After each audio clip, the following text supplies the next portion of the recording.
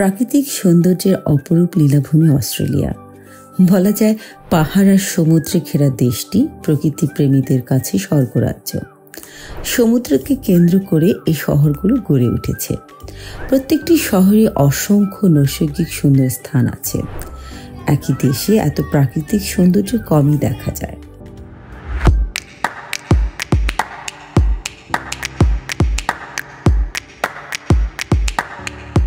Travel diary with Swarna, আপনাদের স্বাগতম আমাদের ভ্রমণ অ্যাডভেঞ্চারে।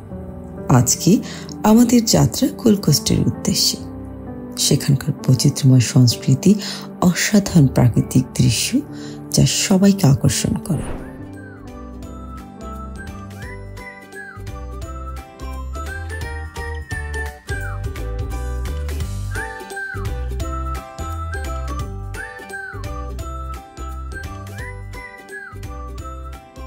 কক্সবাজার থেকে আমাদের যাত্রা শুরু। কক্সবাজার থেকে গোল্ড কোস্টের দূরত্ব প্রায় 400 কিলোমিটার। তার মানে সব মিলিয়ে আমাদের 4 থেকে 5 ঘন্টা লাগবে।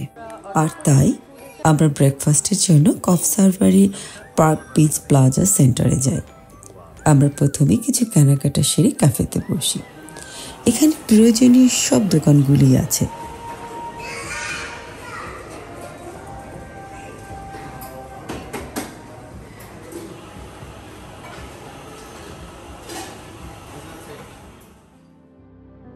আমরা সবাই যার যার পছন্দ মতো খাবার অর্ডার করি। সবগুলো ডিশ ছিল লোভনীয়, প্রেজেন্টেশন ছিল খুবই চমৎকার। সবচেয়ে যে জিনিসটা ভালো লেগেছে খাবারের ফ্রেশনেস।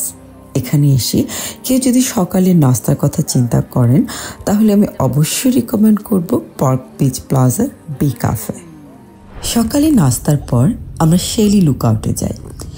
এই পাহাড়ের বৈশিষ্ট্য হলো বিশাল আকারের জায়গা নিয়ে কলার বাগান, এবং সবচেয়ে মজার ব্যাপার হলো পাহাড়ের ঢালে ছোট ছোট টং দোকানের মতো আছে যেখানে কলা রাখা আছে। আপনি আপনার মতো মেপে নিয়ে মূল্য এখানেই রেখে যাবেন। লাকিলি আমরা কলার বাগানের মালিককে পেয়ে গেছি এবং তার কাছ থেকে আমরা জানতে পারি কিভাবে কলার চাষ হয়। Like grow bananas anytime. Like so it's all year round, yeah? Pretty much. That's good. Yeah, no, it's all good. Good stable diet, bananas. Yes, bananas good. You should eat one every day. Yeah, I try. Yeah. Yeah. Sometimes banana become very expensive. Very expensive. Very expensive. When the floods. Especially them red blackers, you pay $8. আমরা 2 ধরনের বানানা কিনলাম, red banana for cooking and green banana for eating.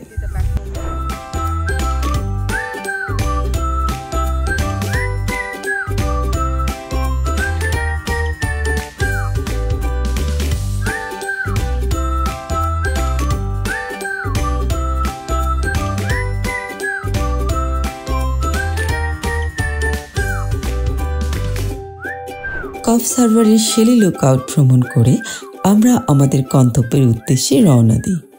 প্রাকৃতিক অরণ্য থেকে যেন বহুতল এক শহরে এসে পৌঁছি।